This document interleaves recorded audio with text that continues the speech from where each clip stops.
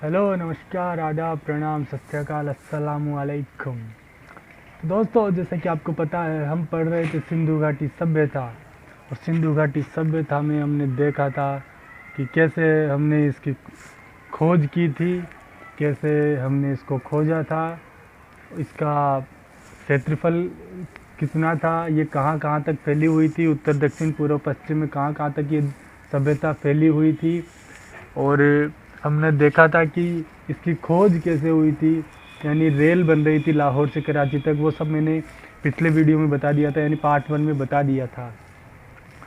इसके अलावा मैंने बताया था कि सिंधु सभ्यता, सिंधु घाटी सभ्यता, इसके 3 नाम और हैं।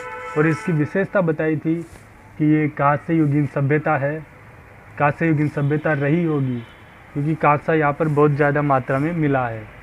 तो ये सब मैंने पहले वीडियो में बताया था। अगर आपने नहीं देखा है भैया, तो यहाँ पर जो आपको दिख रहा है ये आई बटन, इस पर क्लिक कीजिए और आपको सीधा वहाँ पर पहुँच जाएंगे, है ना। तो चलो आगाज़ करते हैं नए सफ़र का। पार्ट 2 की ओर ले चलता हूँ आपको।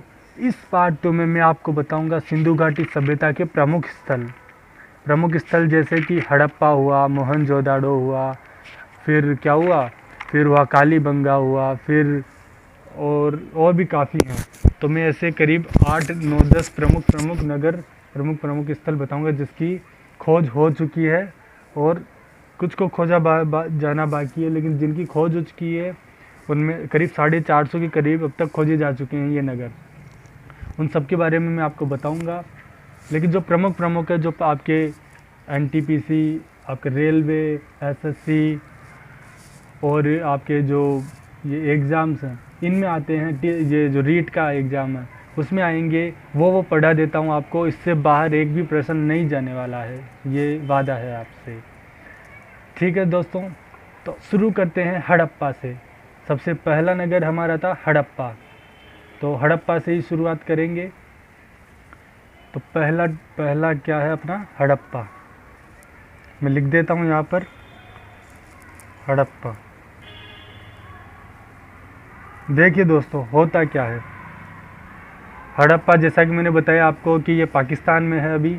हड़प्पा, मोहनजोदाड़ो और चहुदड़ो 3 प्रमुख नगर हैं सिंधु घाटी सभ्यता के। ये और भी है जो मैं आपको बताऊंगा, लेकिन हड़प्पा ये पहला खोजा गया प्रथम नगर था। इसकी विशेषता आपको बताऊंगा, इससे क्या क्या मिला है वो सब बताऊंगा आपको। ठीक है दोस्तों, देखिए होता क्या है, जब हम किसी सभ्यता की खोज करते हैं, अगर हमको कहीं अवशेष कुछ भी मिलता है तो हम उस स्थान को बारीकी से अध्ययन करते हैं। ऐसा नहीं कि जैसी भी ऐसे कुछ ले जाके और उसकी खुदाई शुरू कर दी, ऐसा नहीं होता है। हर एक इंच की बिल्कुल उससे बारीकी से खुदाई करते हैं हम लोग, तब वो सभ्यता, उसके अवशेष हमको मिलते हैं।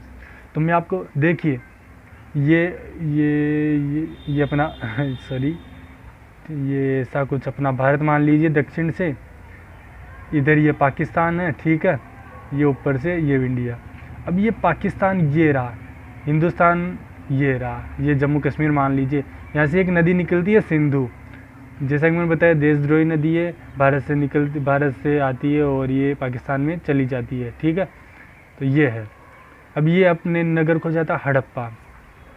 तो देखो यहाँ पे, अब मैं आपको बताता हूँ ये स्थान कहाँ से। आपको प्रश्न पूछा जाएगा हड़प्पा कहाँ पर है, कहाँ पर स्थित है। हड़प्पा नगर नामक जो नगर है, जो सिंधु घाटी सभ्यता का प्रमुख नगर है, वो कहाँ पर स्थित है। तो इसका पहले हम लिखेंगे स्थान। तो भैया कहाँ पर है, ये पाकिस्तान में है, वर्तमान के पाकिस्तान में। पाकिस्तान पहले भारत का हिस्सा हुआ करता था, कि अब नहीं है वो। तो ये कहाँ पर है, पाकिस्तान में स्थित है। पाकिस्तान के कौन से प्रांत में है, पंजाब प्रांत में। हड़प्पा नामक नगर पाकिस्तान के पंजाब प्रांत में स्थित है, ये चीज़ याद रखिएगा। अब हम दूसरी चीज़ पढ़ेंगे, नदी, यानी कि ये कौन सी नदी के किनारे था। ऐसा कहा जाता है दोस्तों कि ये रावी नदी के किनारे था, यानी हिंदुस्तान से ज़्यादा दूर नहीं था ये हड़प्पा। जो अभी वर्तमान के आधुनिक हिंदुस्तान की हम बात करते हैं तो उससे ज़्यादा दूर नहीं था, लेकिन अभी पाकिस्तान में विभाजन के बाद ये पाकिस्तान में चला गया हड़प्पा। ठीक है दोस्तों, ऐसा हम अभी अगली चीज़ पढ़ेंगे उत्खननकर्ता, यानी इसकी खुदाई किसने की, वो उत्खनन किसने किया, इससे क्या क्या अवशेष मिले, वो लोग कौन थे। तो इसमें पहला नाम है दोस्तों, आपने सबने पढ़ा होगा, दयाराम साहनी। दयाराम साहनी, ठीक है। मैं आपको अच्छे वाले नोट्स आपको दिखा दूंगा अभी थोड़ी देर में, ताकि उससे आपको स्क्रीनशॉट लेने में दिक्कत नहीं आएगी। ऐसे मैं ऊपरी तौर पर दिखा रहा हूँ आपको अभी तक, तो ये लिख के, ठीक है। पहले थे दयाराम साहनी, दूसरे थे माधव स्वरूप वत्स। दो प्रमुख उत्खनन करता थे दोस्तों, कौन कौन थे, दयाराम साहनी और माधव स्वरूप वत्स, ठीक है। और कब हुई थी हड़प्पा की खुदाई, 1920 से 1921। दोस्तों कई किताबों में थोड़ा 1-2 साल का फ़र्क आ ही जाता है, अलग अलग लेखक लिखते हैं अलग अलग चीज़ें, तो लेकिन आपको परीक्षा में अगर ऑप्शन आए 1920-21 तो आपको यही करना है, आपका 1% भी गलत नहीं होगा। तो मेरे साथ याद कीजिए, हड़प्पा नामक नगर कहाँ पर स्थित है, पाकिस्तान के पंजाब प्रांत में। नदी कौन सी है, कौन सी नदी किनारे है, रावी नदी किनारे है। उत्खननकर्ता कौन है, दयाराम साहनी और माधव स्वरूप वत्स। कब किया उत्खनन, 1920 से 1921 तक उसका उत्खनन चला है, ठीक है दोस्तों। अब मैं आपको ये क्रम वाइज बताऊंगा, हर नगर विशेषता बता रहा हूँ। अब देखिए, अब मैं जो भी आपको नगर पढ़ाने जा रहा हूँ, हड़प्पा, मोहनजोदड़ो, कालीबंगा और ये चहुदड़ो, ऐसे काफ़ी नगर पढ़ाऊँगा आपको, 8-10 नगर, तो उनमें यही चलेगा। कहाँ पर स्थित है स्थान बताऊँगा, नदी के कौन सी नदी किनारे वो बताऊँगा, फिर बताऊँगा उत्खनन किसने किया, फिर विशेषता बताऊँगा, और फिर आखिरी में अवशेष बताऊँगा इनके, ठीक है। तो बने रहिए हमारे साथ। अभी विशेषता क्या थी इसकी दोस्तों, मैंने पहले वीडियो में जैसे ही बताया आपको, सिंधु घाटी सभ्यता का खोजा गया प्रथम नगर था ये। हड़प्पा क्या था दोस्तों, सिंधु घाटी सभ्यता का खोजा गया प्रथम नगर, ठीक है दोस्तों। इसकी ये विशेषता थी, हर नगर की अलग अलग विशेषता है, वो मैं आपको बता दूंगा जैसे जैसे आपको पढ़ाऊंगा वैसे वैसे। हर नगर की अपनी अलग ही विशेषता थी। तो हड़प्पा की विशेषता क्या थी, सिंधु घाटी सभ्यता का खोजा गया प्रथम नगर, ठीक है। अब बात करते हैं अवशेष की, यानी हमें मिला क्या क्या यहाँ से। दोस्तों बहुत ही बढ़िया प्रश्न बनेंगे यहाँ से। जैसे आपको प्रश्न आ गया कि सिंधु घाटी सभ्यता का खोजा गया प्रथम नगर कौन सा था, है अच्छा है, अच्छा है, तो आपका आंसर क्या होगा, हड़प्पा होगा, ठीक है। अवशेष क्या क्या मिले हैं यहाँ से, पहली चीज़ है विशाल अन्नागार। विशाल अन्नागार, जैसा कि नाम से पता चल रहा है, विशाल था काफ़ी, और अन्नागार यानी अपना अनाज रखने का स्थान था। यानी जैसे अपन कोठी रखते हैं ना घरों में, जिसमें अनाज भर के रख देते हैं, 12 महीने का राशन पानी सब भर के रख देते हैं, वैसा था, अन्नागार था। यानी गेहूं और जौ क्या जानकारी मिली है हमें सिंधु घाटी सभ्यता से, तो ये गेहूं और जौ रखते होंगे, ऐसा विशाल बड़ा सा कुछ कमरा उमरा कुछ बना रखा होगा इन्होंने, तो वहाँ अपना अनाज सुरक्षित रखते थे ये लोग। दूसरी चीज़ हमें अवशेष क्या मिला वहाँ पर, गेहूं व जौ की फसलें। गेहूं व जौ की फसलें, ठीक है दोस्तों। मैंने बताया जैसे कि इन्होंने गेहूं और जौ की फसलें यहाँ पर प्रमुख थी, और ये विशाल अन्नागार यानी उसमें अन्नागार में अपने ये गेहूं और जौ अपना जो खाद्यान्न था वो रखते थे, सुरक्षित रखने थे। तीसरी चीज़ बहुत इंटरेस्टिंग चीज़ हमें मिली है दोस्तों वहाँ पर, तांबे का पैमाना। तांबे का पैमाना काफ़ी बार प्रश्न पूछ लिया गया है दोस्तों ये वाला, कि हड़प्पा तांबे का पैमाना हमें सिंधु घाटी सभ्यता की कौन से नगर से मिला है, कौन से स्थल से मिला है, तो हमारा आंसर क्या होगा दोस्तों, तांबे का पैमाना हड़प्पा से मिला है। याद में कैसे करना है मैं आपको बता दूंगा। चौथी चीज़ हमें क्या मिली है वहाँ पर, ईंट से निर्मित चबूतरा।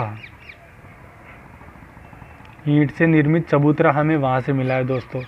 ये एक चीज़ आप लिख लीजिए साथ के साथ, या फिर मैं आपको अच्छे वाले नोट्स दिखा दूंगा अभी, जो मैंने अच्छी तरीके से लिखा हुआ है, यहाँ तो मैं आपको समझाने के लिए लिख रहा हूँ खाली। चौथी चीज़ क्या मिली? ईंट से निर्मित चबूतरा। ठीक है भैया। अब क्या किया? पांचवी चीज़ क्या मिला अपने को? स्त्री के गर्भ से निकला पौधा। दोस्तों कहा जाता है कि ये लोग एक देवी की, एक मूर्ति की पूजा करते थे, एक स्त्री की पूजा करते थे, जिसके पेट से या जिसकी नाभि से एक पौधा निकला हुआ है, ऐसा बताते हैं ये इतिहासकार, जिन्हें अवशेष मिला है वो बताते हैं ऐसा। तो क्या मिला है दोस्तों? पांचवी चीज़ स्त्री के गर्भ से निकला पौधा, ये अवशेष है। छठा इक्ता गाड़ी। इक्ता गाड़ी देखिए दोस्तों, आपने फंटूस मूवी देखी होगी, तो उसमें एक आदमी रहता है जो नारियल का एक वैसा आधा हिस्सा करके फिर उसमें कुछ तार या रस्सी बांध के दूसरा हिस्सा उस मतलब दो रस्सी के दूसरे से जोड़ देता है और उससे कहता है कि सुनो मैं क्या बोल रहा हूँ। तो ऐसा था। काफ़ी इंटरेस्टिंग बात है ये भी। इक्ता गाड़ी बोलते थे इसको, यानी कि एक संपर्क, ऐसे दूर संचार का इन्होंने साधन बना रखा था। खाली ऐसा होता नहीं है कुछ भी, फिर भी दिल को बहलाने को गालिब ख्याल अच्छा है। ठीक है दोस्तों। फिर अगली चीज़ क्या मिली अपने को? शंख से निर्मित बेल। शंख से निर्मित बेल। दोस्तों आपने मोहनजोदाड़ो मूवी देखी होगी, तो उसमें वो ऋतिक रोशन जो है, जो भी नाम रहता है उसका, सरमन वर्मन ऐसा कुछ नाम रहता है, तो वो बेल बेचता है मिट्टी के बने हुए, है ना। तो ऐसा ही इसमें शंख से निर्मित बेल हमको मिले हैं, छोटे छोटे। ठीक है। अब इनको याद कैसे करना है दोस्तों, मैं आपको बता देता हूँ, बहुत सिंपल ट्रिक है। क्या क्या वो लोग क्या क्या खाते थे? गेहूँ और जौ की फसलें। उन्हें कहाँ पर रखते थे? विशाल अन्नागार में। ठीक है। फिर क्या किया उन्होंने क्या किया? कुछ नहीं किया भैया, इनको याद रखना ही पड़ेगा, इनको याद रखना ही पड़ेगा। ठीक है दोस्तों। तो हमको एक बार वापस इसको देख लेते हैं। ये लीजिए, ये हड़प्पा आ गया। पहला नगर कौन सा था? हड़प्पा। सिंधु घाटी सभ्यता का खोजा गया प्रथम नगर कौन सा था? हड़प्पा। आपको रिपीट करवा रहा हूँ दोस्तों, ध्यान से सुनिएगा। सिंधु घाटी सभ्यता का खोजा गया प्रथम नगर हड़प्पा। हड़प्पा कहाँ पर स्थित है? पाकिस्तान के पंजाब प्रांत में। कौन सी नदी किनारे? रावी नदी किनारे। उत्खननकर्ता कौन है? दयाराम साहनी, माधव स्वरूप वत्स। 1920-21 में इसका उत्खनन किया गया। विशेषता क्या थी? सिंधु घाटी सभ्यता का खोजा गया प्रथम नगर। हर नगर की अलग अलग विशेषता मैं आपको बताता चलूँगा।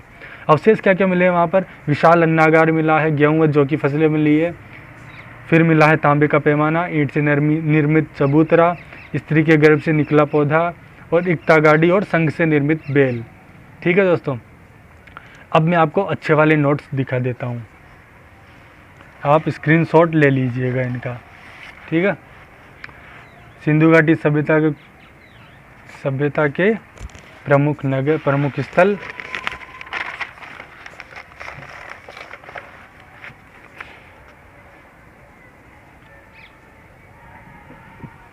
सिंधु घाटी, ये रहा हड़प्पा।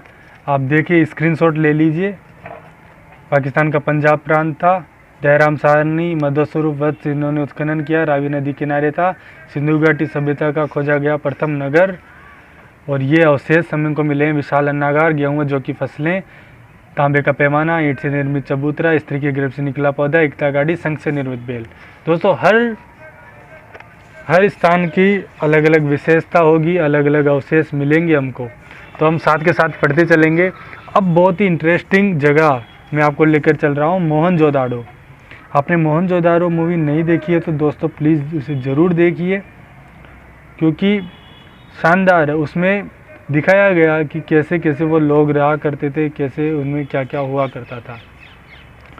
वापस वही चीज़ें लिखेंगे दोस्तों। स्थल कौन सा था, कौन सी जगह है? ये पाकिस्तान में ही है, पाकिस्तान के, लेकिन सिंध प्रांत में है इस बार, पाकिस्तान के सिंध प्रांत में। ठीक है, ये याद रखना है। हड़प्पा कौन से प्रांत में था? पंजाब प्रांत में। ठीक है। अगली चीज़, नदी। नदी कौन सी है दोस्तों? अब की बार सिंधु नदी। ये सिंधु नदी के किनारे स्थित था। ये अपना मोहनजोदारो। उत्खननकर्ता इसमें है राखलदास बनर्जी।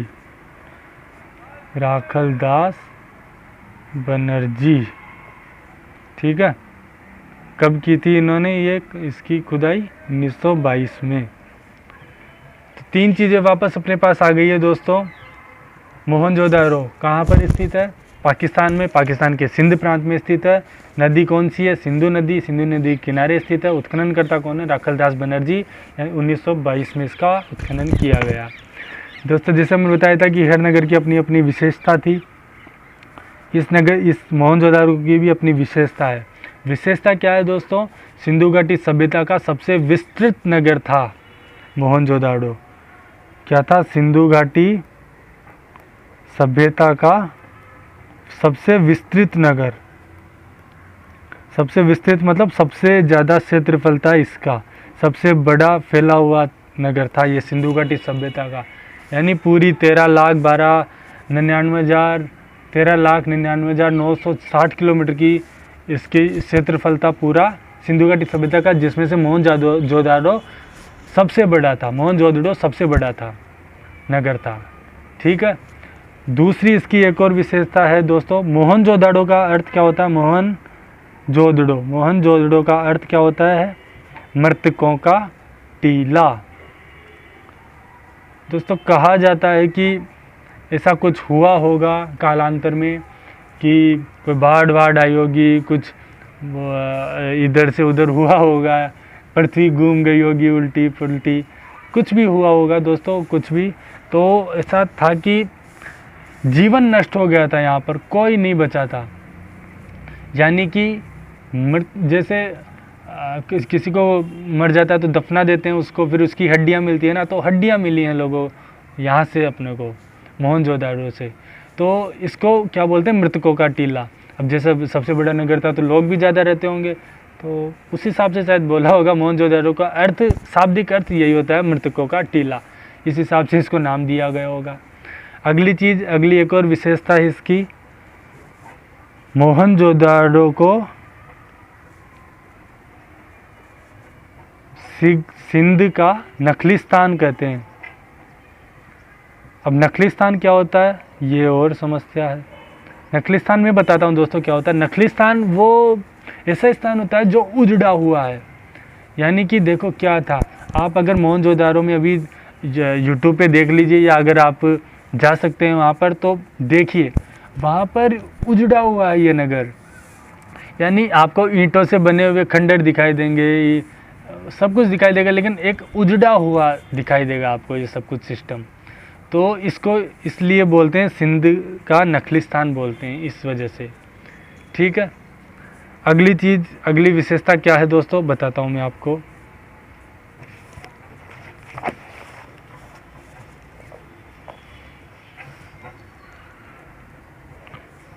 अगली विशेषता, इतिहासकार पिगट नाम के कोई इतिहासकार हुए हैं दोस्तों। तो उन्होंने हड़प्पा व मोहनजोदड़ो को सिंधु घाटी सभ्यता की 2 जुड़वा राजधानी कहा है। इतिहासकार कौन है? पिगट ने क्या कहा है? हड़प्पा व मोहनजोदड़ो को क्या कहा है दोस्तों? 2 सिंधु घाटी सभ्यता की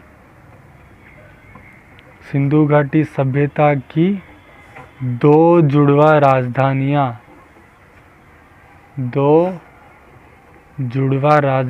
कहा है दोस्तों। क्योंकि देखिए सबसे पहले हड़प्पा की खुदाई हुई, हड़प्पा को खोजा गया, उसके बाद किसको? मोहनजोदारो खोजा गया। तो ये नगर पास में थे, ज़्यादा दूर थे नहीं। तो और इनमें व्यापारिक लेन देन जो भी कुछ होता था वो होता था। तो इतिहासकार पिगट हुए हैं हमारे यहाँ, तो उन्होंने क्या कहा है? सिंधु घाटी सभ्यता की जुड़वा राजधानी कहा है। प्रश्न आता है दोस्तों कि सिंधु घाटी सभ्यता की जुड़वा राजधानियाँ हड़प्पा और मोहनजोदड़ो को किसने कहा है? तो आपका आंसर होगा पिगट ने हड़प्पा और मोहनजोदड़ो को सिंधु घाटी सभ्यता की 2 जुड़वा राजधानियाँ कहा है। साथ के साथ याद करवाता जाऊंगा मैं आपको। पांचवी एक और विशेषता थी इसकी कि मोहनजोदड़ो नामक स्थल से हमें 3 मुख वाले योगीराज, 3 मुख वाले योगीराज की मुद्रा प्राप्त हुई है। यानी कि उनके कुछ मुद्रा थी ये, तो वहाँ से हमें ये प्राप्त हुआ है 3 मुख वाले योगीराज की, जिसे मार्शल एक इतिहासकार है, तो इसने इस मुद्रा को क्या बोला है, पशुपति शिव। तो उन्होंने बोला भाई साहब ये तो पशुपति शिव की मुद्रा है, शिव की मुद्रा है ये तो भैया ये ऐसा है सिस्टम, ठीक है। अब ये मुद्रा कैसी थी मैं आपको बताने की प्रयास करूंगा दोस्तों। पशुपति शिव की मुद्रा से हमें एक त्रिशूल प्राप्त हुआ है। त्रिशूल मतलब उकरा हुआ उस पर, फिर 5 पशु हैं और 6 अक्षरों का अंकन मिला है, ठीक है। अब देखिए कैसा है, ये ऐसे 3 मुंडियाँ हैं, क्या बोलते हैं इनको, जो भी है ये इमोजी बन गई, ठीक है। अब ये बीच वाली के तो क्या है, ये ऐसा त्रिशूल है एक, है ना, समझ रहे हैं, ये त्रिशूल टाइप का ये ऐसा बना हुआ है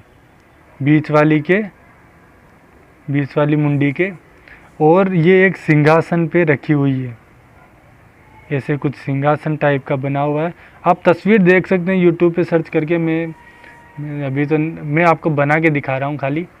और इसके ऊपर ये 6 ऐसे कुछ अक्षर ये बने हुए हैं। अब हम, जैसा कि मैंने पहले वीडियो में बताया था कि हम इनको पढ़ नहीं सकते सिंधु घाटी सभ्यता की लिपि को, तो यहाँ भी नहीं पढ़ सकते, ऐसे कुछ लगीटरे मांडे हुए हैं, है ना, राजधानी में बोले तो राजस्थानी में। इस सिंहासन के नीचे क्या बना हुआ है, एक हिरण का चित्र है दोस्तों, मैं हिरण लिख रहा हूँ। बाईं ओर क्या क्या है, एक भैंसा है और दूसरा गेंडा, ये चित्र बने हुए हैं, उस पर उकेरे गए हैं। और दाईं ओर क्या है, हाथी और व्याघ्र। तो ये ऐसी कोई मुद्रा है दोस्तों, ठीक है। तो आप इसको यूट्यूब पर या गूगल पर सर्च कीजिएगा, क्या पशुपति शिव सिंधु घाटी सभ्यता, तो आपको वहाँ पर लिखा हुआ मिल जाएगा, बहुत अच्छी वो मुद्रा दिख जाएगी आपको, ठीक है दोस्तों। अब अच्छे वाले नोट्स की तरफ चलते हैं, उससे पहले मैं आपको याद दिलाता चलता हूँ, ठीक है। मोहनजोदड़ो पढ़ रहे थे हम, कौन से स्थान पर है, पाकिस्तान के सिंध प्रांत में। नदी कौन सी है, सिंधु नदी। उत्खनन करता राखलदास बनर्जी है, 1922 में किया था। विशेषता क्या है, सिंधु घाटी सभ्यता का सबसे विस्तृत नगर मोहनजोदड़ो है। मोहनजोदड़ो शब्द का शाब्दिक अर्थ क्या है, मृतकों का टीला। मोहनजोदड़ो को सिंध का नखलिस्तान कहते हैं। नखलिस्तान में बताया उजड़ा हुआ है, काफ़ी उखड़ा हुआ है ये नगर, आप अभी भी देख सकते हैं इसको। इतिहासकार पिगट ने हड़प्पा मोहनजोदड़ो को क्या बताया है, सिंधु घाटी सभ्यता की जुड़वा राजधानियाँ बताया है। ये तीसरी विशेषता। चौथी विशेषता क्या है, पांचवी विशेषता क्या है, मोहनजोदड़ो नामक स्थल से हमें 3 मुख वाले योगीराज की क्या मिली है, मुद्रा मिली है दोस्तों, जिसे इतिहासकार मार्शल ने क्या बताया, ये तो पशुपति शिव है। तो ये ऐसी कोई मुद्रा है दोस्तों, ठीक है। देख लीजिए, आप स्क्रीनशॉट ले लीजिए इनका, ये लीजिए, ये मोहनजोदड़ो, स्क्रीनशॉट ले लीजिए आप। ये और नीचे कर देता हूँ। विशेषता याद रखनी है दोस्तों, ठीक है। अभी मैं आपसे प्रश्न पूछता हूँ, सिंधु घाटी सभ्यता में जो हमें एक पशुपति शिव की मुद्रा प्राप्त हुई है, उसमें कुल कितने पशु हैं, ये प्रश्न आया हुआ है दोस्तों। तो कितने पशु हैं टोटल, 5 पशु हैं। कौन कौन से, भैंसा, गेंडा, हाथी, व्याघ्र और हिरण। अब कोई पूछ ले बेल है या नहीं, ये सिंधु घाटी सभ्यता से प्राप्त पशुपति शिव की मुद्रा में बेल है या नहीं, बेल का चित्र है या नहीं, तो आपका जवाब होगा ना, ठीक है। अगली जो स्थान की ओर चलते हैं हम दोस्तों, माफ़ कीजिएगा, अभी अवशेष की ओर चल रहे हैं। अभी इससे क्या क्या अवशेष मिले हमको, विशाल स्नानागार मिला है। यानी कि देखिए दोस्तों क्या होता क्या है, जैसे अभी पुष्कर है, पुष्कर तो आप सभी जानते होंगे अजमेर में है, तो या फिर कुंभ है। तो एक दिन ऐसा आता है साल भर में, 12 साल 10 साल 20 साल या साल भर मान लीजिए आप, तो एक दिन ऐसा आता है कि काफ़ी लोग वहाँ पर स्नान करते हैं, वहाँ पर डुबकी, आस्था की डुबकी लगाते हैं। आपने देखा होगा कुंभ के मेले में भी डुबकी लगाते हैं लोग, चाहे पाप धुल जाए। गंगा मैया में भी काफ़ी डुबकी लगाते हैं। और पुष्कर है अपना, वहाँ भी ऐसे कुछ पूर्णिमा होती है तो वहाँ पर भी डुबकी लगाते हैं लोग, है ना। तो इसमें कोई आश्चर्य की बात नहीं है, वहाँ भी कोई ऐसा प्रोग्राम होता होगा, उत्सव होता होगा, तो जिस दिन वो सब एक साथ नहाते होंगे, तो इसमें कोई आश्चर्य की बात है नहीं। अगर हम भी कभी मर जाएंगे, दब जाएंगे, तो उनको भी पुष्कर में या कुंभ के मेले में ऐसा कुछ जगह मिलेगी जिससे वो अंदाज़ा लगाएंगे कि सब लोग एक साथ नहाते होंगे यहाँ पर। तो क्या मिला है दोस्तों, मोहनजोदड़ो से हमें विशाल स्नानागार मिला है। अगली चीज़ क्या मिली, अन्नागार। देखिए दोस्तों, हड़प्पा से हमें अन्नागार मिला, लेकिन वो काफ़ी विशाल था, इसलिए उसको विशाल अन्नागार बोलते हैं। और यहाँ पर अन्नागार मिला है छोटा अन्नागार है, अनाज रखने का स्थान। तीसरी चीज़ क्या मिली है, समकोण पर काटती सड़कें। मैंने बताया था दोस्तों आपको, क्या बताया था कि सिंधु घाटी सभ्यता में हमको क्या मिला है, ऐसे एक नगरीय सभ्यता थी, मैंने बताया था। ये जैसे कोई रोड है, ये चौराहा है कोई बड़ा सारा, ठीक है, इसके इधर इधर घर हैं, ये घर हैं इधर रोड के इधर, ठीक है, ये और रोड के नीचे ये नालियाँ दबी हुई है ना। काफ़ी शानदार नगर था दोस्तों ये नालियाँ दबी हुई है, ठीक है। और इनके घरों के दरवाजे कहाँ खुलते थे, मुख्य सड़क से विपरीत, यानी इधर की ओर। मुख्य सड़क ये रह गई है अपनी दोस्तों, ये मुख्य सड़क है, इधर नहीं खुलते। देखिए कितना ख्याल रखते थे वो, ट्रैफिक जाम ना हो, है ना। तो इस समकोण पर काटती हुई सड़कें मिली हैं। फिर मिला महाविद्यालय भवन मिला है, यानी लोग पढ़ते होंगे, पढ़ाते होंगे, कुछ भी करते होंगे, तो ऐसा कुछ महाविद्यालय भवन मिला है अपने को। पुरोहित आवास मिला। अगर मोहनजोदड़ो मूवी देखी होगी आपने तो उसमें भी दिखाया गया है कि पुरोहित आवास है वहाँ पर, तो उसमें अपने को मोहनजोदड़ो से क्या मिला है, पुरोहित आवास मिला है। पांचवी चीज़, कांच से निर्मित नर्तकी की मूर्ति मिली है। आपने मोहनजोदड़ो मूवी आखिरी में सीन आता है, एक मूर्ति, वैसे जब वो सिंधु नदी अपना रास्ता बनाती है, मोहनजोदड़ो उजड़ जाता है, तो मूर्ति भी बह जाती है, देखा होगा आपने, गौर कीजिएगा। तो कांच से निर्मित नर्तकी की मूर्ति मिली है। कुषाणकालीन बौद्ध स्तूप मिला। ये क्या होता है मैं आपको बताता हूँ। वहाँ पर दोस्तों बौद्ध स्तूप कैसे होते हैं, अर्धवृत्ताकार होते हैं, ये ऐसा कुछ है, इस पे ये ऐसा ये बना दिया, ठीक है दोस्तों। अब इसको क्या इसको अब ये क्या बना, क्या मंदिर है, स्तूप है, मस्जिद है, क्या है ये तो उन्हीं को पता है, जो मरे हुए लोगों से तो क्या पूछेंगे हम, ठीक है। ऐसा कुछ मिला है। तो अभी हमने इसको बोल दिया है कुषाणकालीन बौद्ध स्तूप, यानी जो गौतम बुद्ध जब मरे थे, कहते हैं लोग कि गौतम बुद्ध जब मरे थे तो उनकी हड्डियाँ उनके अनुयायियों को बांट दी थी, तो और जहाँ जहाँ हड्डियाँ उनकी लेके गए वहाँ पर उनका स्तूप बना दिया, तो उसको बौद्ध स्तूप बोलते हैं।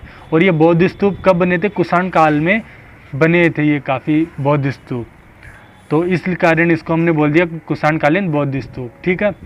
अब जल्दी से याद कीजिए फटाफट कि मोहनजोदड़ो से हमें क्या क्या क्या अवशेष मिले। विशाल स्नानागार मिला है, अन्नागार मिला है, समकोण पर काटती हुई सड़कें मिली है, महाविद्यालय भवन मिला है, पुरोहित आवास मिला है, कांच से निर्मित नर्तकी की मूर्ति मिली है, कुषाणकालीन बौद्ध स्तूप मिला है, ठीक है दोस्तों। तो ये स्क्रीनशॉट ले लीजिए आप मोहनजोदड़ो का अवशेषों का, ठीक है। अभी अगले स्थल पर चलते हैं हम, चहूदड़ो। भैया बहुत अच्छा नगर था, बहुत शानदार था। वापस वही चीज़ लिखेंगे, स्थान कौन सा, पाकिस्तान का सिंध प्रांत है, नदी वापस सिंधु है। दोस्तों एक चीज़ मैं बता दूं, अगर आपको नदी याद नहीं रहती है, जैसे आपको नदी याद नहीं रही कि चहूदड़ो कौन सी नदी किनारे था, तो आपको ये तो याद होगा कि चहूदड़ो पाकिस्तान में ही है। यानी 3 प्रमुख नगर, हड़प्पा हुआ, मोहनजोदड़ो हुआ, चहूदड़ो हुआ पाकिस्तान में। तो आप बिना देखे, अगर आपको पता याद नहीं आ रहा नदी का नाम, तो सिंधु नदी कर दीजिए, आपका 99% सही होने की संभावना रहेगी नदी में। तो नदी भी वापस वही है, पाकिस्तान का सिंध प्रांत में सिंधु नदी है। मोहनजोदड़ो भी यही था, सिंधु प्रांत था, पाकिस्तान का सिंधु नदी थी। उत्खननकर्ता इसमें अलग अलग है दोस्तों। प्रारंभिक उत्खननकर्ता NG मजूमदार, NG मजूमदार ने इसका उत्खनन किया 1931 में। फिर उन्होंने कहा काम छोड़ वोड़ के भाग गए, छोड़ दिया उन्होंने। क्यों छोड़ा पता नहीं है दोस्तों। मुख्य उत्खननकर्ता कौन थे? अर्नेस्ट मैके 1935। तो भैया इसका आगे उत्खनन कार्य शुरू किया अर्नेस्ट मैके ने 1935 में। तो ये चीज़ें आपकी याद रखनी, उत्खननकर्ता सभी का याद रखना है, ठीक है। हड़प्पा का उत्खननकर्ता कौन था? जैसे मैं पूछूं आपसे तो आपका जवाब क्या होगा? दयाराम साहनी और माधव स्वरूप वत्स 1921 और 22 में, 1920 और 21 में, ठीक है। मोहनजोदड़ो का कौन था मुख्य उत्खननकर्ता? मुख्य क्या, एक ही उत्खननकर्ता थे, राखलदास बनर्जी 1922। चौदेड़ो का कौन है? NG मजूमदार है प्रारंभिक उत्खननकर्ता 1931। मुख्य उत्खननकर्ता अर्नेस्ट मैके 1935, ठीक है। विशेषता इसकी बताता हूँ, हर नगर की अपनी अपनी विशेषता थी। अब सिंधु घाटी सभ्यता का औद्योगिक नगर था ये। कौन सा था? औद्योगिक नगर। चौदेड़ो क्या, यहाँ से व्यापार, यहाँ से हमको क्या है, कारखानों की जानकारी मिलती है ना दोस्तों, इन कारखानों की जानकारी मिलती है। तो इसको बोल दिया औद्योगिक नगर, यानी यहाँ पर उद्योग पनपे थे। चौदेड़ो में उद्योग पनप रहे थे। तो ये सिंधु घाटी सभ्यता का औद्योगिक नगर हो गया। अब यहाँ से अवशेष क्या क्या मिले हैं आपको वो बता देता हूँ। ये देखिए, यहाँ से काफ़ी इंटरेस्टिंग अवशेष मिले अपने को। पहला क्या है? अधर राज। अधर होठ को बोलते हैं दोस्तों, अधर जो है होठ को बोलते हैं। तो अधर राज क्या हुआ? लिपस्टिक, यानी हमें लिपस्टिक की जानकारी, अधर राज की जानकारी चौदेड़ो से मिली है दोस्तों, बहुत अच्छी बात है। मन के निर्माण का कारखाना, दोस्तों कहते हैं कि हमें चौदेड़ो से मन के मिले हैं। मन के जैसे मुनक्के होते हैं ना, मुनक्के वो मिले हैं। वो मुनक्के एक किसी उसमें लिपटे हुए थे, उनको सुखा के रखा गया था। यानी जो यहाँ की स्त्रियाँ थी दोस्तों, आभूषण पहनती थी। तो उस टाइम आभूषण तो अब कैसे होंगे, आभूषण ऐसे ही हो सकते हैं। तो मुनक्के थे, उनको सुखा दिया गया, उनमें फिर धागा पिरो के उनको पहनती थी यहाँ की औरतें। तो भैया देखिए, हमको श्रृंगार की जानकारी कहाँ से मिलती है? चौदेड़ो से। प्रश्न आ सकता है कि सिंधु घाटी सभ्यता में हमें श्रृंगार की जानकारी कौन से स्थल से मिलती है? तो आपका आंसर क्या होगा? चौदेड़ो। तीसरी चीज़ शाही की जानकारी। शाही की जानकारी, आप शाही जानते हैं, शाही क्या होती है? शाही की जानकारी मिली है हमें यहाँ से। फिर है अक्षरों की बनावट। अक्षरों की बनावट भी हमको मिली है, जैसे जिन्हें हम पढ़ नहीं सकते, वो दूसरी बात है। अगली चीज़ वक्राकार ईंटें। वक्राकार ईंटें कैसी दोस्तों? वक्राकार ईंटें मैं बताता हूँ। ये ऐसा कुछ है, ये लीजिए, ये वक्राकार ईंटें हो गई। ऐसी ईंटें मिली है दोस्तों हमको, तो ध्यान रखिएगा। इनका प्रश्न आ सकता है कि वक्राकार ईंटें हमें सिंधु घाटी सभ्यता के कौन से स्थल से प्राप्त होती है? तो आपका आंसर होगा चौदेड़ो। अगली चीज़ मछली मिली है दोस्तों, घड़ियाल मिला है, और भागती हुई बिल्ली का पीछा करते हुए कुत्ते के पैरों के निशान। ये सबसे इम्पोर्टेंट है दोस्तों। अब ये आप पूछेंगे कि अब ये कैसे हो गया, अब कुत्ता बिल्ली का खेल कैसे पता चला?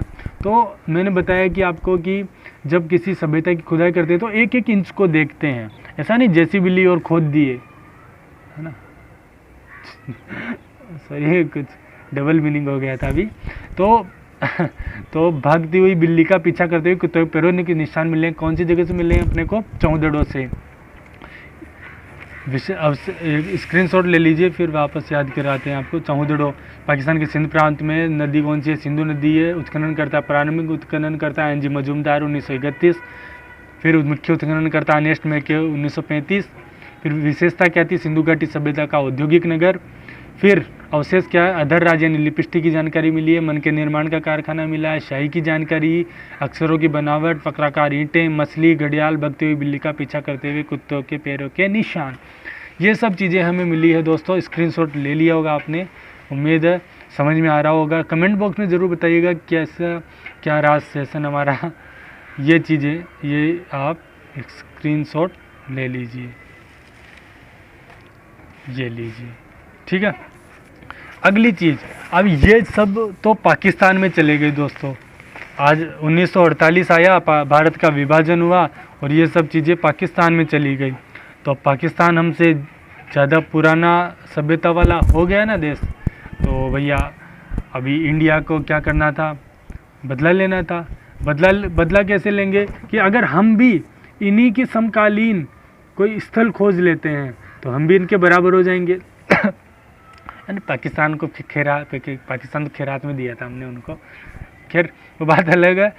अब हिंदुस्तान में खुदाई शुरू हुई भैया आज़ादी के बाद। कालीबंगा, सबसे पहले कालीबंगा खोजा गया आज़ादी के बाद। कालीबंगा कौन सी जगह है भैया? हनुमानगढ़, राजस्थान, भारत में। अब भारत की बात करेंगे दोस्तों थोड़ी देर, ठीक है। अब भारत जो भी स्थान आएंगे सब भारत में है। कालीबंगा कहाँ पर है? राजस्थान के हनुमानगढ़ जिले में। नदी कौन सी है? घग्गर नदी, सरस्वती नदी, या जिसे हम घग्गर या सरस्वती दोनों में से कोई भी ऑप्शन आए एक कर दीजिएगा, ठीक है। मैंने जैसे बोला था कि अगर आपको नदी नहीं पता है, पाकिस्तान हड़प्पा मोहनजोदड़ो चौदड़ो की नदी नहीं पता तो बिना देखे सिंधु घाटी सिंधु नदी कर दीजिए, 99% सही होने की संभावना रहेगी। वैसे हिंदुस्तान में यानी भारत में आपको नदी नहीं याद नहीं है तो घग्गर नदी या सरस्वती नदी कर दीजिए, आपका 99% सही हो जाएगा। पर्सन अपने को सही करना ही है, बस नौकरी लगना। सॉरी। उत्खननकर्ता कौन है? पहला है अमलानंद घोष जो 1951 से 1953 तक इन्होंने खुदाई की। दूसरे हैं बीबी लाल और बीके थापर, दो लोग थे ये, 1961 से 1971 तक इन्होंने खुदाई की, ठीक है। अभी इसकी विशेषता पढ़ेंगे। विशेषता क्या थी दोस्तों? कालीबंगा से हमें विश्व का सबसे प्राचीनतम जुता हुआ खेत प्राप्त हुआ है, ये इसकी विशेषता है, ठीक है। हर नगर की अपनी अपनी विशेषता थी। हड़प्पा क्या था? खोजा गया प्रथम नगर था। मोहनजोदड़ो क्या था? वो क्या बोलते हैं उसे, मृतकों का टीला मोहनजोदड़ो का मतलब है, और सबसे बड़ा नगर था मोहनजोदड़ो। कालीबंगा क्या है? कालीबंगा यहाँ से हमें सबसे प्राचीनतम जुता हुआ खेत मिला है। जुता हुआ खेत कैसा है आपने देखा होगा, जैसे ये कोई खेत है, ये कोई खेत है, ठीक है। अब ये इसमें हल चला हुआ है, ऐसे हल चला हुआ है, तो ये जुता हुआ हो गया ना, ठीक है। ऐसा जुता हुआ खेत मिला है। कालीबंगा सभ्यता भारत की उत्तर पश्चिम दिशा में तथा राजस्थान की उत्तर पूर्व दिशा में स्थित है। तो ऐसा प्रश्न आ सकता है, देखिए ये है हमारा नीचे से दक्षिण वाला भारत, इधर ये जो भी है, ठीक है, ये अपना ये राजस्थान रह गया, ठीक है। अभी ये पूछेगा, ये दिशा आपको पता होगी, उत्तर ऊपर है, दक्षिण नीचे है, पश्चिम इधर है, पूर्व इधर है, पश्चिम इधर है, ठीक है। अब ये पूछेगा कालीबंगा भारत की कौन सी दिशा में है, तो आपका जवाब क्या होगा? उत्तर पश्चिम दिशा में, यही होगा ना। राजस्थान किधर है? उत्तर पश्चिम, भारत के उत्तर पश्चिम में। और अगर आपको राजस्थान क्या पूछे कि कालीबंगा राजस्थान की कौन सी दिशा में, तो राजस्थान की कौन सी दिशा में हो जाएगा? उत्तर पूर्व दिशा में हो जाएगा, ठीक है, ये ध्यान रखना है। अगली चीज़, अवशेष क्या क्या मिले हैं यहाँ से? अवशेष देखिए हमको मिले हैं, अवशेष बहुत बढ़िया अवशेष मिले हैं। अलंकृत ईंटें, यानी ईंटें अलंकृत यानी सजी हुई ईंटें हैं। ये ऐसे कुछ ईंट बना ली, इसमें चित्र वित्र या कुछ रंग वंग डाल दिया, तो ऐसा कुछ अलंकृत ईंटें मिली है अपने को। दूसरी चीज़, अग्निकुंड मिला है यहाँ से। अग्निकुंड जैसे हवन करते हैं तो यहाँ पर भी कोई हवन ववन होता होगा पुराना, उस टाइम लोग करते होंगे, तो ये अग्निकुंड मिला है। फिर अगली चीज़, लकड़ी से निर्मित नालियाँ मिली हैं। अब ये चीज़ क्या होती है ये तो मुझे भी नहीं पता। अगली चीज़, कपड़े के अवशेष मिले, यानी कपड़े तो मिले हैं भैया यहाँ से। कपड़े तो मोहनजोदड़ो से मिले, लेकिन उतने मात्रा में नहीं, उतना वो नहीं है।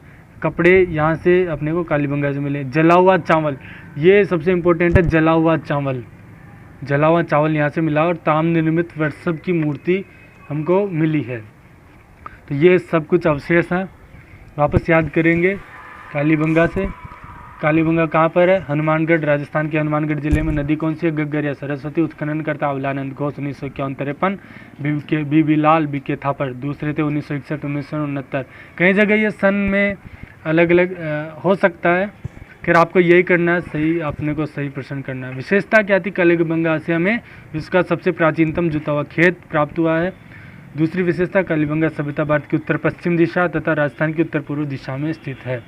अगली चीज़, अवशेष क्या क्या मिले हैं? अलंकृत ईंटें मिली है, अग्निकुंड मिला है, लकड़ी से निर्मित नालियाँ मिली है, कपड़े के अवशेष मिले हैं, जला हुआ चावल मिला है। एक चावल का एक और जगह पर जिक्र आएगा तो वो याद रखना, बता दूंगा मैं। ताम्र निर्मित वृषभ की मूर्ति मिली है।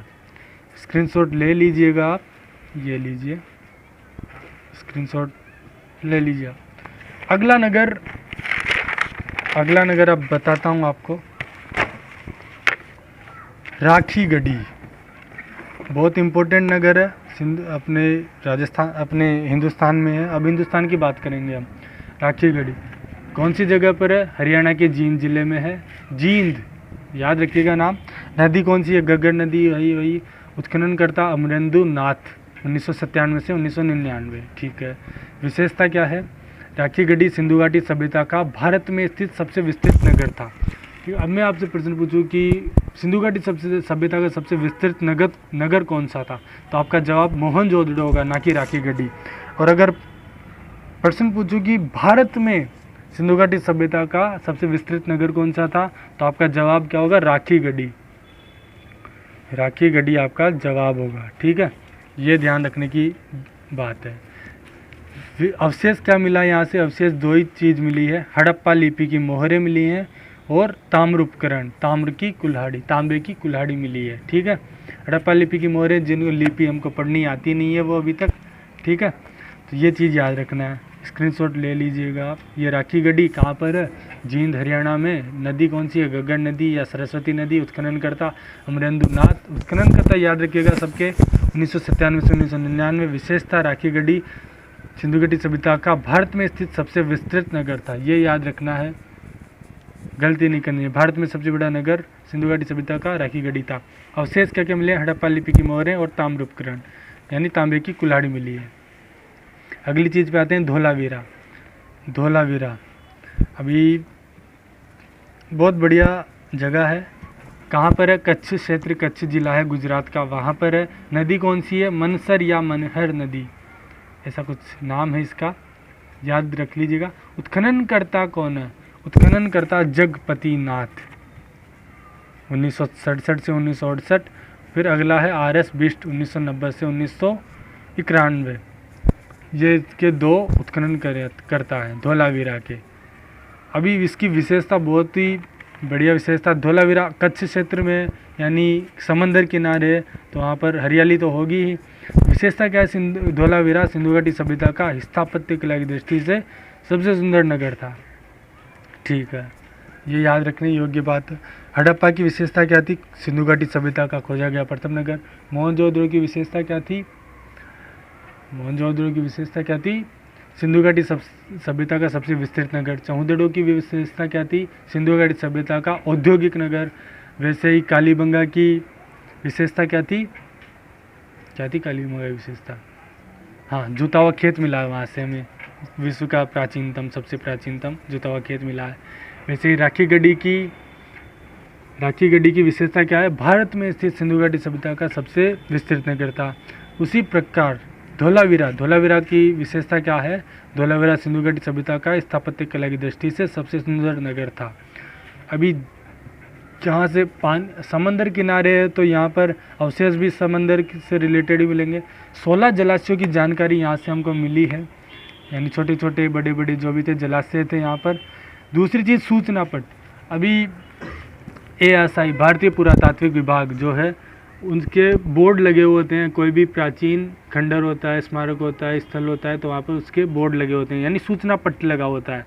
उसी प्रकार वहाँ पर भी सूचना पट्ट मिले हैं जिन पर कुछ लिखा हुआ है, तो उनको हम पढ़ नहीं सकते खैर, लेकिन सूचना पट्ट की जानकारी हमें मिली है धोलावीरा से, और उन पर 400 के करीब अक्षरों की जानकारी हमको मिली है, लेकिन हम उनको पढ़ नहीं सकते। ठीक है, तो सूचना पट्ट पर बहुत बड़े प्रश्न है। सूचना पट्ट कहाँ से मिले हैं? हम सिंधु घाटी सभ्यता में हमको धोलावीरा से मिले हैं। ठीक है, ये स्क्रीनशॉट आप इसका ले लीजिए। वापस एक बार देख लेते। धोलावीरा स्थान कौन सा? कच्छ क्षेत्र गुजरात। नदी कौन सी? मनसर या मनहर। उत्खननकर्ता जगपति नाथ, 1967-1968। RS बिष्ट, 1990 से 91। विशेषता क्या है? धोलावीरा सिंधु घाटी सभ्यता के स्थापत्य कला की दृष्टि सबसे सुंदर नगर था। विशेष इसमें क्या है? 16 जलाशयों की जानकारी मिली है, सूचना पट मिला है, 400 अक्षरों की जानकारी भी है। और एक चीज़ है त्रिस्तरीय नगर। त्रिस्तरीय नगर, त्रिस्तरीय नगर किस प्रकार था? त्रिस्तरीय नगर इस तरह था कि जैसे हम किसी चीज़ को खोदते हैं, जैसे हमें यहाँ पर कुछ मिल गया, अभी और खोदेंगे थोड़ा तो यहाँ पर फिर कुछ जगह मिलेगी, फिर खोदेंगे थोड़ा तो यहाँ जगह।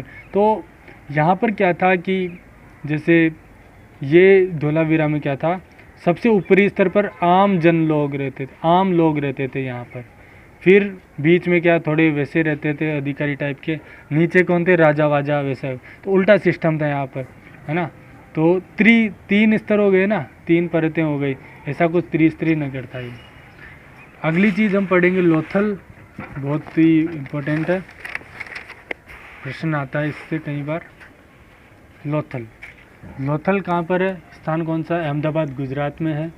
नदी कौन सी है? भोगवा व साबरमती नदी के किनारे। अभी देखिए इसका एक भौगोलिक जानकारी दे देते हैं लोथल की। ये अपना इंडिया है, दिख तो रहा है इंडिया भी नहीं दिख रहा।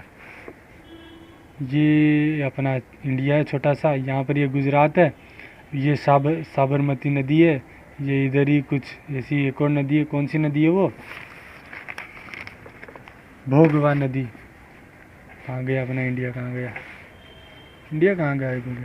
ये रहा, ये एक लोथल नदी है। तो ये, और यहाँ पर अरब सागर है, यानी ये अरब सागर में जाकर मिल जाती है। अभी ये किनारा हो गया, ये अभी ये जगह जो बची ये है लोथल। यहाँ से ये पूरा अरब सागर शुरू हो जाता है, यानी कि अभी ये समंदर किनारे, तो यहाँ पर बंदरगाह है। बंदरगाह किसे बोलते हैं? जहाँ जहाज, मैं इसका इतिहास बता देता हूँ थोड़ा। इधर ये एक देश है फारस, तो पहले समंदर किनारे व्यापार होता था, इधर ऐसा घूम के काफ़ी घूम के दक्षिण में आए इंडिया के, ऐसा हिंद महासागर, फिर इधर अरब सागर में आए। और ये यहाँ पर गुजरात में एक लोथल नामक जगह थी, वहाँ पर ये अपने जहाज वहाज जो भी कुछ था, सामान वामान व्यापार करते थे ये लोग, ठीक है। तो ये बंदरगाह था, प्रमुख बंदरगाह था यहाँ पर ये लोथल, ठीक है। कौन सी जगह? अहमदाबाद गुजरात। नदी कौन सी? भोगवा व साबरमती नदी। उत्खनन करता असर राव है, याद रखिएगा। विशेषता क्या है? लोथल को सिंधु घाटी सभ्यता का व्यापारिक नगर कहा जाता था। व्यापारिक नगर बता दिया मैंने, फारस से लोग आते थे और भी दुनिया से लोग आते थे। दुनिया तो थी नहीं वैसे बड़ी वहाँ पर, तो लोग आते थे, व्यापार करते थे, समंदर के रास्ते आते थे। पहले इतना कुछ हवा में कुछ था नहीं, समुद्र किनारे आना पड़ता था, काफ़ी घुमा कर आते थे। तो बंदरगाह पे ठहरते थे, जहाज उनके रुकते थे, व्यापार करते थे वहाँ से, ठीक है। तो इसको व्यापारिक नगर कहा जाता है। लोथल को सिंधु घाटी सभ्यता का व्यापारिक नगर कहा जाता है। औद्योगिक नगर कौन सा था? औद्योगिक नगर था अपना कौन सा? चहुदड़ो औद्योगिक नगर था। ये याद रखना, विशेषता थी ये इसकी। अगली चीज़, अवशेष क्या मिले हैं? अवशेष एक तो मैंने बता दिया, बंदरगाह की जानकारी मिली है, यानी गोदीबाड़ा बोलते थे उसको उस टाइम, बंदरगाह। फारस की मोहरें मिली है, जैसे कि मैंने बताया फारस के लोग आते थे समंदर के रास्ते और वो व्यापार करते थे यहाँ पर। तो जैसा कि अभी वो मज़दूर चाहिए उनको अपना सामान भरने के लिए जहाज़ पे, तो मज़दूर कहाँ से लाएंगे? अपने यहीं से तो पकड़ेंगे मज़दूर, उनसे काम करवाते थे और उनके बदले उनको मोहरें दे देते थे। तो ये फारस की मोहरें यहाँ से मिली है।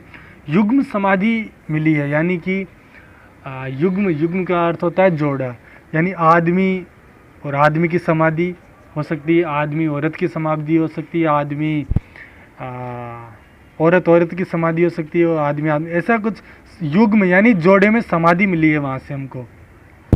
समाधि कैसे? अब समाधि ले लेते होंगे, अब उस टाइम क्या था, जिंदा गाड़ दिया होगा, कैसा भी कुछ गाड़ दिया हो, तो दो लोगों को ऐसा समाधि मिलती है, समाधि का टाइप, या उसके हड्डियाँ जो मिलती है वैसे मिलती है।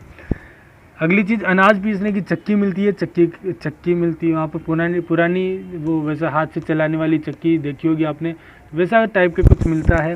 चावल का प्रथम साक्ष्य मिला है, कहाँ से मिला है? लोथल से हमें चावल का प्रथम साक्ष्य मिला है।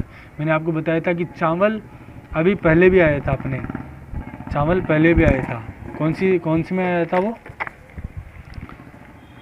कौन सी में आया था? कालीबंगा में आया था, बिल्कुल जला हुआ चावल मिला है कालीबंगा से। तो और चावल का प्रथम साक्ष्य कहाँ से मिला है अपने को, ये मिला है लोथल से। ये याद रखना है, चावल का प्रथम साक्ष्य लोथल से मिला है, जबकि जला हुआ चावल हमें मिला है कालीबंगा से। ये चीज़ याद रखना है आपको।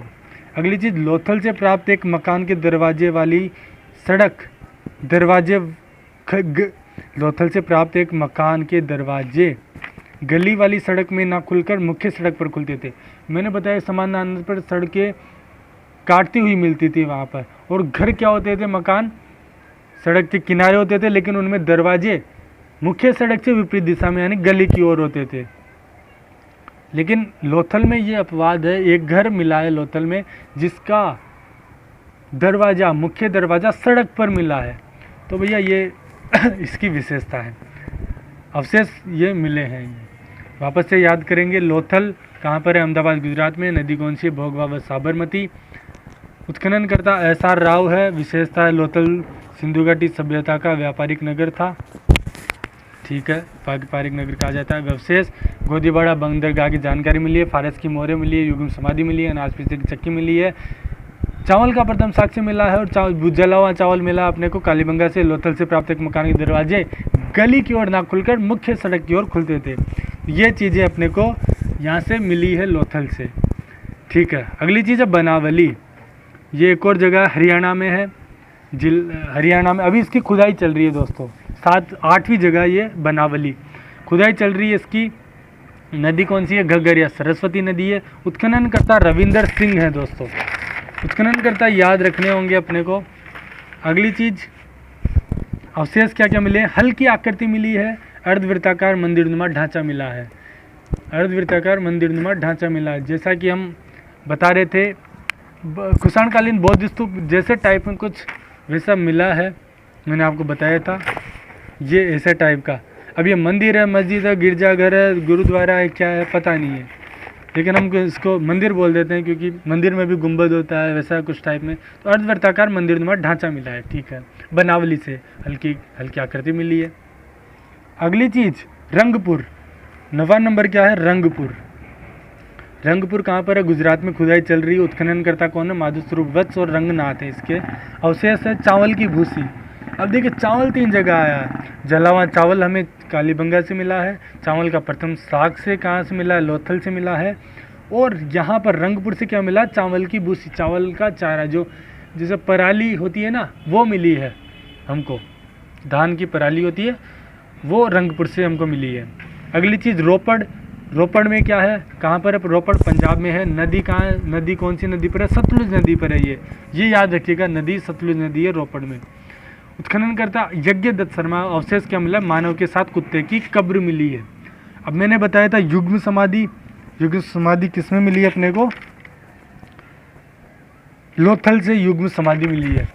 अब वो तो आदमी और औरत की, औरत आदमी की, आदमी की, औरत की, किसी की भी हो सकती है, लेकिन यहाँ पर रोपड़ में हमको मिला मानव के साथ कुत्ते की कब्र। अब का पता नहीं कुत्ता उससे प्यार करता था मानव से इतना ज़्यादा कि वो भी उसके साथ ही चल बसा उसके गम में, ये पता नहीं कैसे क्या हुआ होगा, तो उन्होंने उनकी कब्र बना दी, उनको गाड़ दिया, जो भी है, ये याद रखिएगा। अगली चीज़, सुरकोतड़ा, जो भी जगह का नाम है, ऐसा अजीब सा नाम है, 10वीं जगह 11वीं जगह है। स्थान गुजरात में। उत्खननकर्ता जगपति जोशी है। अवशेष क्या है, घोड़े के अस्थि पंजर हमको यहाँ से मिले, यानी घोड़े का शरीर का ढांचा मिला है, हड्डियाँ मिली है, उसकी पसलियाँ मिली है, तो उसको अस्थि पंजर बोलते हैं। तो भैया हमने 11 स्थल पढ़े हैं, याद आपको करना है, कैसे करना है बता दिया मैंने आपको पूरे वीडियो में। इतना लंबा चौड़ा वीडियो बनाया है, आखिर आपके लिए बनाया है। रीट, एसएससी, रेलवे, एनटीपीसी और टीचर विस्तर सब कुछ सबके लिए है। सिंधु घाटी सभ्यता हर चीज़ में आती है। तो प्रश्न आपसे पूछे जाएंगे, सिंधु घाटी सभ्यता का औद्योगिक नगर कौन सा था, तो आपको जवाब देना है चौमुदेड़ो। सिंधु घाटी सभ्यता का व्यापारिक नगर लोथल था। सिंधु घाटी सभ्यता के स्थापत्य कला की दृष्टि से सबसे सुंदर नगर कौन सा था, धोलावीरा था। और सिंधु घाटी सभ्यता का और कौन सा नगर, सबसे विस्तृत नगर कौन सा था, मोहनजोदड़ो। और भारत में सिंधु घाटी सभ्यता का सबसे विस्तृत नगर राखीगढ़ी, ठीक है। तो ये दोस्तों ये सब चीज़ें हो गई है। मैंने प्रमुख स्थल पढ़ा दिए हैं आपको, और इनके बाहर एक भी प्रश्न नहीं जाने वाला है, गारंटी के साथ लिख देता हूँ मैं आपको। कमेंट बॉक्स में बताइएगा ज़रूर। और आपको ये चीज़ अब मैं बता देता हूँ, काफ़ी लोग गलत करते हैं ये चीज़ें, महत्वपूर्ण तथ्य मैं आपको बता देता हूँ। सिंधु घाटी सभ्यता का मुख्य व्यवसाय क्या था? व्यापार था दोस्तों, है ना। अब काफ़ी लोग बोलते हैं कि कृषि था, लेकिन कृषि दरअसल था नहीं दोस्तों उस टाइम, है ना। गेहूँ और जौ थे, लेकिन कृषि उनका प्रमुख व्यवसाय नहीं था। तो सिंधु घाटी सभ्यता का मुख्य व्यवसाय क्या था? व्यापार करते थे। अब ऑप्शन में आपको कृषि आ गया और व्यापार नहीं आया, तो आपको कृषि करना है, यानी सिंधु घाटी सभ्यता का दूसरा प्रमुख व्यवसाय कौन सा था? कृषि था। अभी आपको कृषि करना है। ऑप्शन में आपको आ जाता है व्यापार और कृषि दोनों ही आ जाता है कि सिंधु घाटी सभ्यता का मुख्य व्यवसाय क्या था। आपको ऑप्शन में व्यापार भी है और कृषि भी है, तो आपको व्यापार करना है दोस्तों, क्योंकि व्यापार उनका प्रमुख व्यवसाय था और दूसरा प्रमुख व्यवसाय कृषि था उनका। ये चीज़ याद रखनी है। सिंधु घाटी सभ्यता की प्रमुख फसलें कौन सी थी? गेहूँ व जौ थी, ये मैंने बता दिया। सिंधु घाटी सभ्यता से हमें तंबाकू की जानकारी प्राप्त नहीं होती दोस्तों, ये बहुत इंपॉर्टेंट है, बात याद रखिएगा। सिंधु घाटी सभ्यता से हमें किसकी जानकारी प्राप्त नहीं होती? तंबाकू की। सिंधु घाटी सभ्यता की समकालीन मेसोपोटामिया की सभ्यता में कपास को सिंडन कहा जाता था। एक और चीज़ बहुत इंपॉर्टेंट टॉपिक है, बहुत बढ़िया टॉपिक है। सिंधु घाटी सभ्यता की समकालीन मेसोपोटामिया की सभ्यता में कपास को क्या कहा जाता था? सिंडन कहा जाता था। सिंधु घाटी सभ्यता के प्रमुख पशु कौन कौन से थे? कुकुदमान वृषभ, कुबड़ वाला बैल। कुबड़ वाले बैल मोहनजोदड़ो में देखे होंगे आपने, कुबड़ वाले बैल आज भी मौजूद है। और एक सींग वृषभ, एक सींग वाला बैल। अब मोहनजोदड़ो मूवी देखी तो वो वाइट वाला एक आता था उसके सपीने में, और उसके एक सींग था सर पर, तो एक सींग वाला वृषभ की जानकारी हमको मिलती है। अगली चीज़, सिंधु घाटी सभ्यता के कालीबंगा नामक स्थल से हमें शल्य चिकित्सा की जानकारी प्राप्त होती है। और शल्य चिकित्सा की जानकारी कैसे प्राप्त होती है? जहाँ एक खोपड़ी के ऊपर 6 छिद्र हैं। अब अनुमान लगाते हैं कि अभी खोपड़ी में 6 छेद होंगे, तो कुछ ना कुछ तो उन्होंने कारनामा किया ही होगा ना, कारतूस की होगी, कुछ तो करतूत की होगी ना। तो शल्य चिकित्सा यानी ऑपरेशन बोलते हैं शल्य चिकित्सा को। तो वहाँ से हमें एक खोपड़ी से 6 छिद्र मिले हैं, ठीक है। सिंधु घाटी सभ्यता के कोट दीजी नामक स्थल से हमें बाणाग्र की जानकारी मिलती है। बाणाग्र क्या दोस्तों, मैं आपको बता दूं, ऐसे जैसे बाण होता है ये अपना, महाभारत में देखा होगा, रामायण महाभारत में ये ऐसा बाण है ना, ये बाण है, ठीक है ऐसे। तो हमें कहाँ मिला है? सिंधु घाटी सभ्यता के कोट दीजी नामक स्थल से उसका कारखाना ही मिला है, पूरा का पूरा वही जखीरा ही मिला है हमको ये।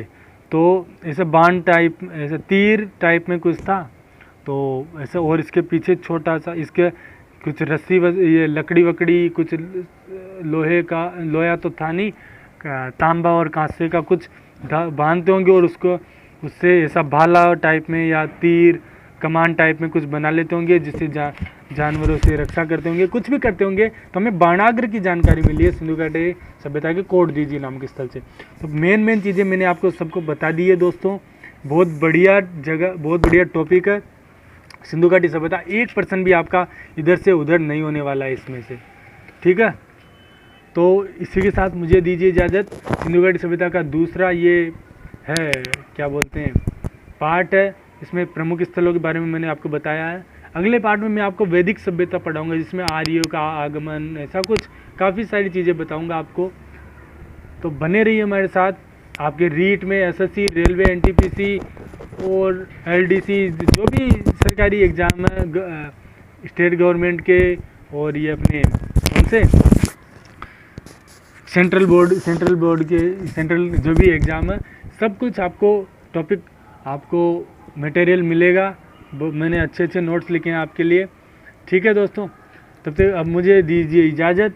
आप रहिए मज़े में और खूब नौकरी लगी है सभी के सभी, ठीक है दोस्तों।